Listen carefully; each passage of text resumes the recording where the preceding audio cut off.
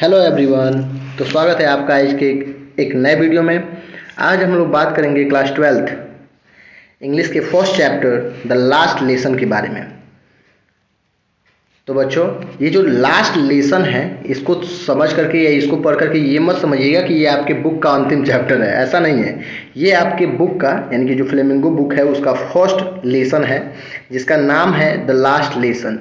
इसके राइटर जो है अल्फोंजे डाउडेट है। अल्फोंजे डाउडेट, इनके बारे में आप जान लीजिएगा। 1840 में जन्म हुआ था और 1897 में ये एक्सपायर कर गए थे, मतलब मर गए थे। He was a French novelist, short story writer. एक फ्रेंच नॉवलिस्ट रहे हैं, ठीक है, और एक शॉर्ट स्टोरी राइटर भी रहे हैं। इनके बारे में आप ये पढ़ सकते हैं जो भी आपके स्क्रीन पे दिया जा रहा है, ठीक है।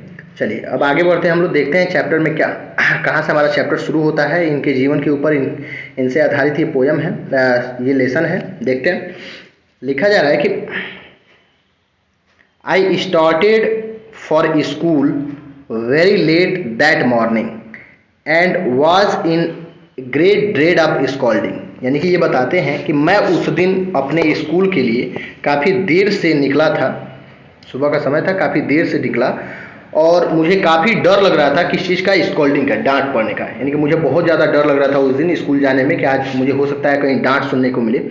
स्पेशली बिकॉज, और ख़ासकर इसलिए क्योंकि एम हैमेल और ये कौन है, अब ये टीचर है, ठीक है। M Hamel had said that he would question us on participle, क्योंकि एम हैमेल ने कहा था कि वह पार्टिसिपल के ऊपर हमसे प्रश्न करेंगे, ठीक है, पार्टिसिपल के ऊपर। And I did not know the first word about them, और मैं पार्टिसिपल का एक वर्ड भी नहीं जानता था, ठीक है।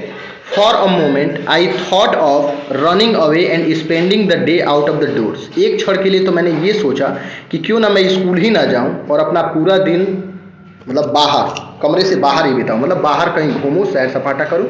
अधिकांशतः बच्चे ऐसा करते हैं। इट वॉज सो वार्म, क्योंकि बाहर काफ़ी गर्म मौसम था। सो ब्राइट, काफ़ी चमकीला मौसम था। The birds were chirping at the edge of the woods, यानी कि पेड़ों पर चिड़ियाएँ जो थी चहचहा रही थी।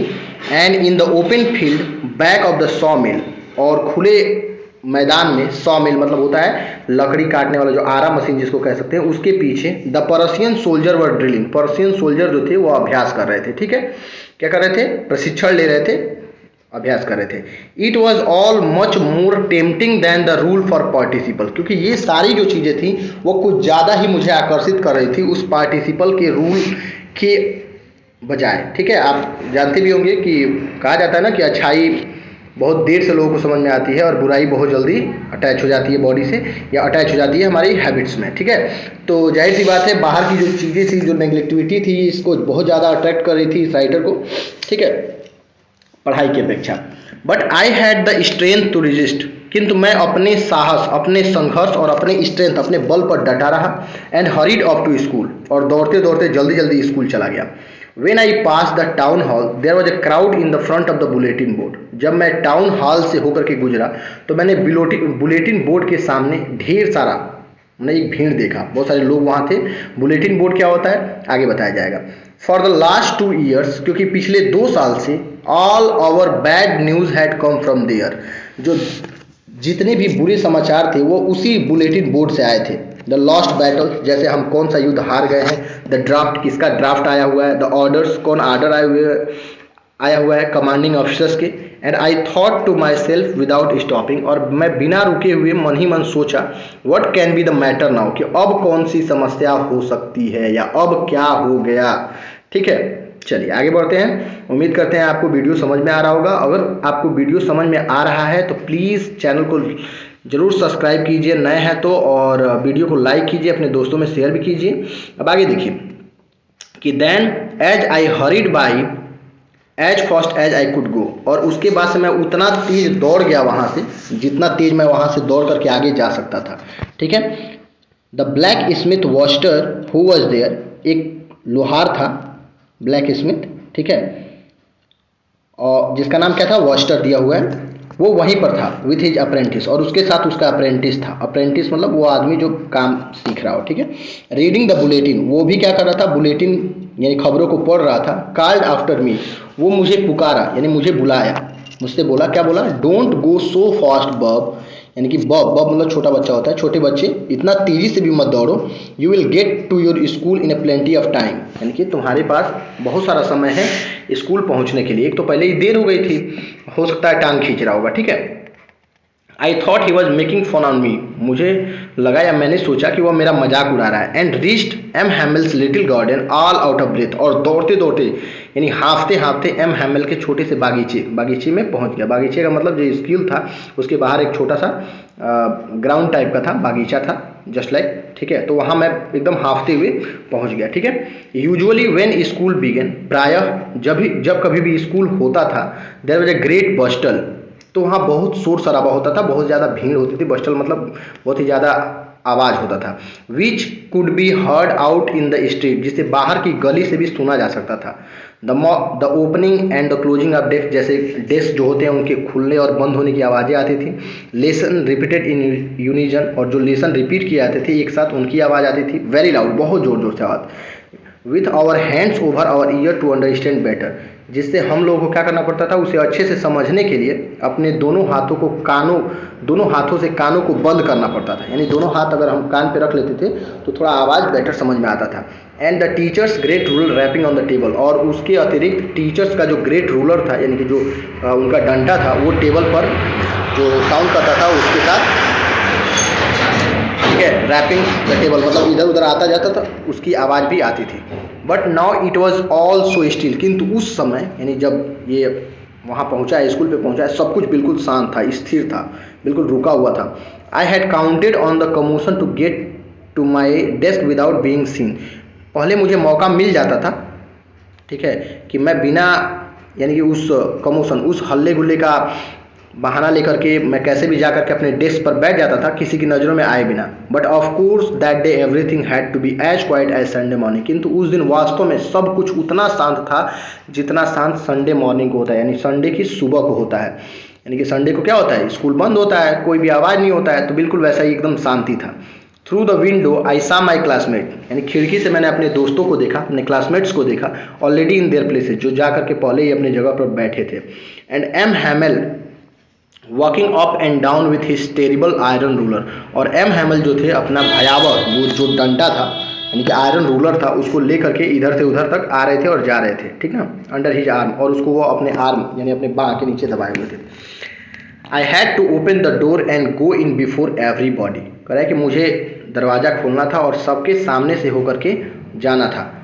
You can imagine how I blushed and how frightened I was, कह रहा है कि आप उम्मीद कर सकते हैं या आप सोच सकते हैं कितना डरा, कितना मतलब अजीब लगा होगा मुझे, या कितना डरा होगा मैं उस समय ऐसा करते समय।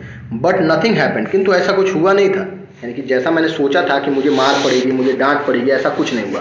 एम हैमिल सामी, एम हैमिल ने मुझे देखा एंड सैड वेरी काइंडली, और बड़े प्यार से उन्होंने मुझसे कहा, go to your place quickly little friend, छोटे बच्चे जल्दी से जाकर के अपनी जगह पर बैठ जाओ। We were beginning without you, हम लोग तो तुम्हारे बिना ही शुरू कर रहे थे, मतलब जो लेसन हमें पढ़ने हैं वो लेसन हम लोग क्या कर रहे थे, तुम्हारे बिना ही शुरू कर रहे थे, ठीक है। अब देखिए आगे, आई jumped over the bench and sat down at my desk, मैं जल्दी से गया और जाकर के अपने बेंच पर बैठ गया। नॉट टिल देन, और तब तक, when I had got a little over my fright, जब मैं थोड़ा सा डर से बाहर हुआ, यानी कि जब मेरी पूरी बॉडी जो थी वाइब्रेट करना बंद की, जब मैं थोड़ा सा अपने आप को रिकवर किया, did I see that our teacher had on his beautiful green coat, तब मैंने देखा कि हमारे टीचर जो थे वह सुंदर सा ग्रीन कलर का कोट पहन करके आए हुए थे। हिज फ्रिल्ड, देखिए आगे देखिए, फ्रिल्ड शर्ट यानी झल्लेदार शर्ट था, and little black silk cap, और एक सिल्क की टोपी थी काले रंग की, ऑल एम्ब्रॉयडर्ड, सब पर कढ़ाई किया हुआ था। That he never wore except on the inspection in Friday, जिसे वो हमेशा नहीं पहनते थे, अगर वह पहनेंगे उसे तो या तो इंस्पेक्शन के दिन पहनते थे या तो प्राइज डे यानी कि कोई पुरस्कार सेरेमनी होता था उस दिन वो उसे पहनते थे। Besides the whole school seem so strange, और इसके अतिरिक्त पूरा स्कूल जो था कुछ अजीब लग रहा था, कुछ विचित्र लग रहा था, कुछ बदला बदला लग रहा था। एंड सॉलमन, और एकदम शांत था।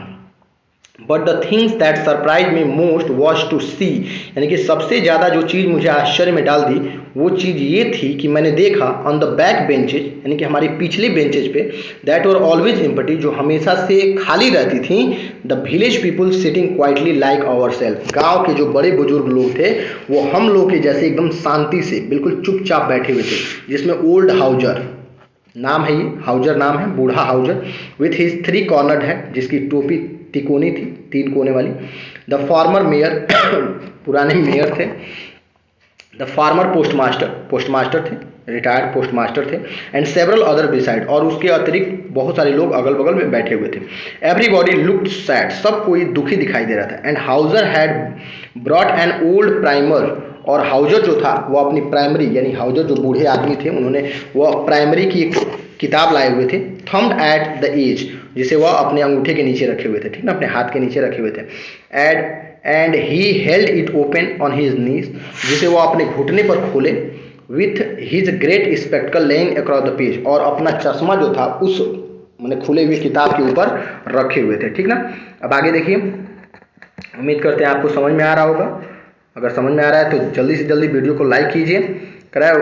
अब आगे देखिए, while I was wondering about it all, यानी कि जब मैं ये सब सोच ही रहा था, Mister M Hamel mounted his chair, तो मिस्टर एम हैमिल जाकर के कुर्सी पर खड़े हो गए, and in the same grave and gentle tone, और उसी गंभीरता भरे आवाज़ में, विनम्र आवाज़ में, which he had used to me, जो उन्होंने मेरे साथ इस्तेमाल किया था, शायद उन्होंने बड़े प्यार से कहा, माई चिल्ड्रेन, मेरे प्यारे बच्चों, this is the last lesson I shell give you, यानी यह अंतिम लेसन है जो मैं आज आपको पढ़ाऊंगा। The order has come from Berlin to teach only German in the school of Alsace and Lorraine, क्योंकि बर्लिन से यह आदेश आया है कि आज के बाद से ऑल्जैक और लॉरेन के स्कूलों में सिर्फ और सिर्फ जर्मन भाषा पढ़ाई जाएगी। The new master comes tomorrow, नए मास्टर साहब कल आ जाएंगे। This is your last French lesson, यह आपका अंतिम फ्रेंच लेसन है। I want you to be very attentive, और मैं चाहता हूँ कि इसे आप बड़े ही गौर से और बहुत ही अच्छे के साथ पढ़ें। प्यारे दोस्तों, प्यारे बच्चों, इसीलिए आपको समझ में आ गया होगा कि इतना पढ़ने के बाद हमें ये समझ में आया कि इस चैप्टर का नाम जो था वो लास्ट लेसन क्यों रखा गया था। इसलिए रखा गया था क्योंकि वो जो टीचर थे एम हैमिल, वो अंतिम बार अपने सब्जेक्ट को पढ़ा रहे थे, और शायद यही कारण था जिसकी वजह से इस चैप्टर का नाम और इस चैप्टर का जो टाइटल था द लास्ट लेसन, ये रखा गया। ठीक है, चलिए अब आगे बढ़ते हैं हम लोग। What a thunder clap these words on me, यानी कि ऐसा लगा ये वर्ड सुन करके कि मेरे ऊपर बिजली सी कड़क गई हो, यानी कि ऐसे सब जब मैंने सुने तो लगा कि जैसे मेरे ऊपर पहाड़ टूट गया हो। ओह द रिचेस, ओह, ऐसे वर्ड जो निकालते हैं ना, दुख वाली बात। That was what they had put up at the town hall, फिर वो सोचने लगा कि शायद यही वो बात थी जो टाउन हॉल में बुलेटिन बोर्ड पर लगी हुई थी। माई लास्ट फ्रेंच लेसन, और ये कह रहा है कि मेरा अंतिम फ्रेंच लेसन। वाई, क्यों? I hardly knew how to write, मैंने अभी अभी तो सीखा था लिखना। क्या लिखना? फ्रेंच लिखना। I should never learn any more, अब मैं कभी भी नहीं सीख पाऊंगा। I must stop there then, अगर मैं यहाँ पर रुक जाऊँ तो मैं कभी भी नहीं सीख पाऊंगा। Oh how sorry I was for not learning my lesson, कितना दुख हो रहा है मुझे अपने लेसन को न पढ़ने में, यानी कि अब मुझे लेसन मैं कभी नहीं पढ़ पाऊंगा, और इस चीज़ को देख करके मुझे कितना दुख हो रहा है। फॉर सीकिंग बर्ड्स, क्योंकि मैंने अपना सारा समय जो था किस चीज़ में गंवा दिया था? सीकिंग बर्ड्स, चिड़ियाओं के अंडे खोजने में। गोइंग स्लाइडिंग ऑन द सार, बालू रेगिस्तान वगैरह जो चीज़ें होती हैं उस पर सरकने में। माई बुक्स, और मेरी किताबें। That had seemed such a nonsense a while एगो, जो कुछ समय पहले तक मुझे काफ़ी नॉनसेंस, बकवास लग रही थी। सो हैवी टू कैरी, ढोने में मुझे काफ़ी भारी लग रही थी। My grammar and my history of the saints, जो मेरी ग्रामर की किताबें थी, जो मेरी हिस्ट्री की किताबें थी, वर ओल्ड फ्रेंड्स। अब now that I could not give up, अब मुझे ऐसा प्रतीत हो रहा है जैसे मैं अब इन्हें नहीं छोड़ सकता, या मैं कभी इन्हें छोड़ूंगा नहीं। एंड एम हैमिल टू, और ना तो एम हैमिल को भी। The idea that he was going away, यानी कि यह विचार कि अब वो यहाँ से जा रहे हैं। That I should never see him again, कि मैं उन्हें दोबारा कभी नहीं देख पाऊंगा। Made me forget all about his ruler, उसने उनके लिए जो डर था, उनके लिए जितनी भी उनके रूलर के प्रति, उनके डंडे के प्रति जो हमारा डर था, ये सब कुछ मैं भूल गया। And how cranky he was, और मुझे ये भी भूल गया कि कितने क्रूसेल और कितने क्रैंकी थे वो। ठीक है, पुअर मैन, बेचारे आदमी। It was in honour of this last lesson that he had put on his fine Sunday cloth, और शायद यही वो रीज़न था जिसके वजह से यानी कि अपने अंतिम लेसन को सम्मान देने के लिए वो अपने संडे क्लोथ यानी कि वो जो कपड़ा था जिसे वो इंस्पेक्शन के दिन ही पहना करते थे वो शायद पहने हुए थे। एंड नाउ आई अंडरस्टूड, अब मैं समझ गया था कि why the old man of the village were sitting there in the back of the room, कि आखिर गांव के ये जो बुजुर्ग लोग हैं वो क्यों यहाँ पर हमारे कमरे में हमारी लास्ट बेंचों पर बैठे हुए हैं। It was because they were sorry too, और ऐसा इसलिए था क्योंकि वो लोग भी बहुत दुखी थे। That they had not gone to school more, क्योंकि अब यानी कि उन्हें ये भी पता था कि अब वो लोग भी या उनके बच्चे भी स्कूल नहीं जा पाएंगे। It was their way of thanking our master for his 40 year of faithful service, यानी ऐसा करके उन्होंने धन्यवाद दिया था। ये धन्यवाद देने का तरीका था उस मास्टर को जो 40 साल तक पूरी ईमानदारी के साथ उस स्कूल में उनके बच्चों को पढ़ाया था। And showing their respect for the country that was theirs no more, और उस देश के प्रति अपना सम्मान दिखाने का जो शायद अब उनका नहीं रह गया था। ठीक है, आगे देखिए, कह रहा है कि while I was thinking of all this, जब मैं इन सब के बारे में सोच रहा था, I heard my name called, तो मैंने सुना मेरा नाम पुकारा गया। It was my turn to decide, अब मेरी बारी थी रिपीट करने की या जो भी पार्टिसिपल के ऊपर जो क्वेश्चन पूछे जाते थे उसका आंसर देने की। What would I not have given to be able to say that dreadful rule for the participle all through, यानी कि उस पार्टिसिपल के रूल को सुनाने के लिए जो कुछ भी मुझे करना पड़ता उस समय मैं कर देता, all through very loud and clear and without one mistake, और बिना गलती किए मैं जोर जोर से और साफ सुथरे शब्दों में बोलना चाहता था।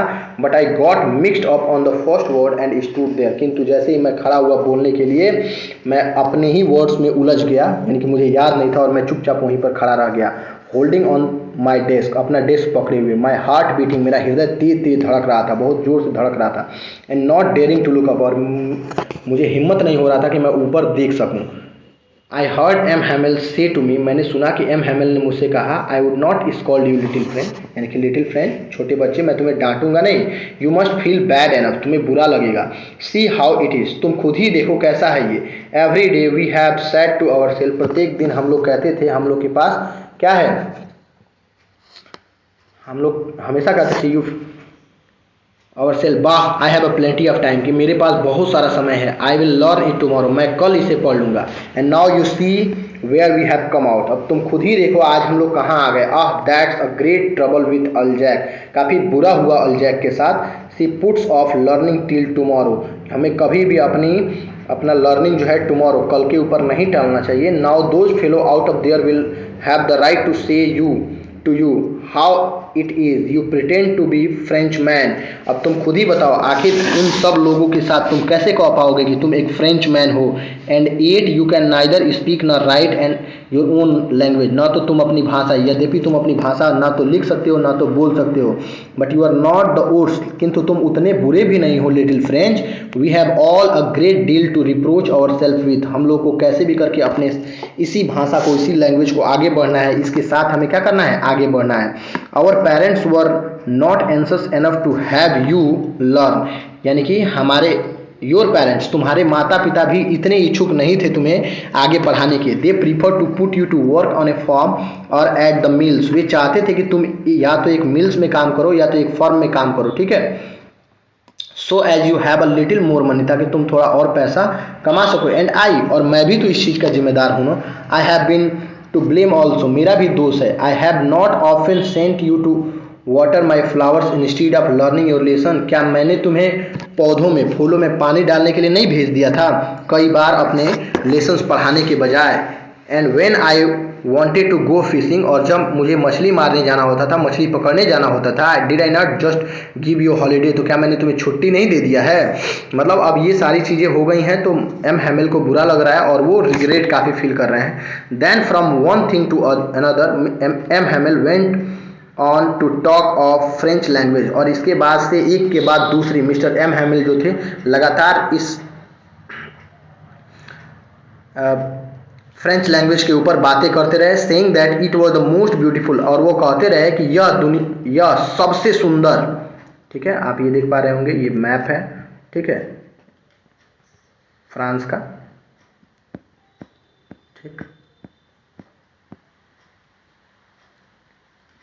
देखिए कह रहा है कि it was the most beautiful language in the world, यह संसार का सबसे सुंदर यानी कि सबसे सुंदर लैंग्वेज है। द क्लियरेस्ट सबसे साफ सुथरा है। द मोस्ट लॉजिकल सबसे तार्किक है, ठीक है। That we must got it among us, जिसे हमें खुद को संभाल करके रखना है। एंड नेवर फॉरगेट इट, और कभी भूलना नहीं है। Because when a people are enslaved, क्योंकि जब लोगों को गुलाम बना लिया जाएगा, as long as they hold fast to their language, तो जब तक वे अपनी भाषा और अपना नेतृत्व और अपनी भावनाओं या अपना लैंग्वेज पकड़ करके रखेंगे, it is as if they had the key of their prison, तो यह माना जाएगा कि उनके पास उनके मतलब जेल की चाबी है, उनके दरवाजे की चाबी है।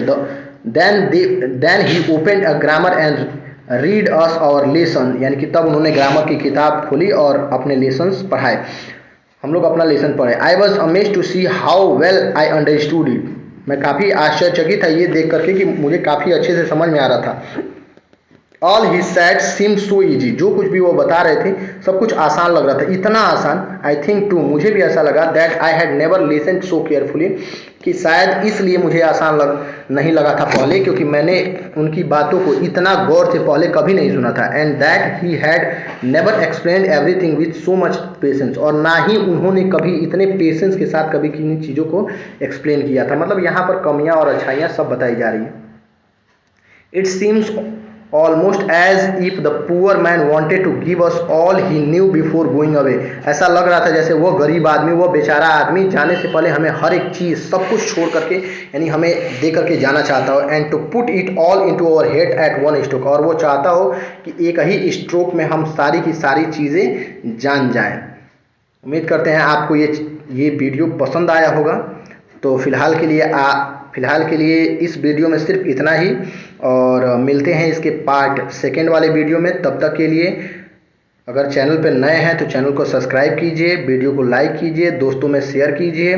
आपको class 12th, 9th, 11th, 10th हर तरह की video, English, CBSE, UP board या फिर मॉडल पेपर, सैम्पल पेपर, जो भी चीज़ें होती हैं इंग्लिश का संपूर्ण नॉलेज आपको दिया जाएगा, ठीक है। मिलते हैं एक नए वीडियो में, तब तक के लिए आपका दिन शुभ हो। Thank you very much.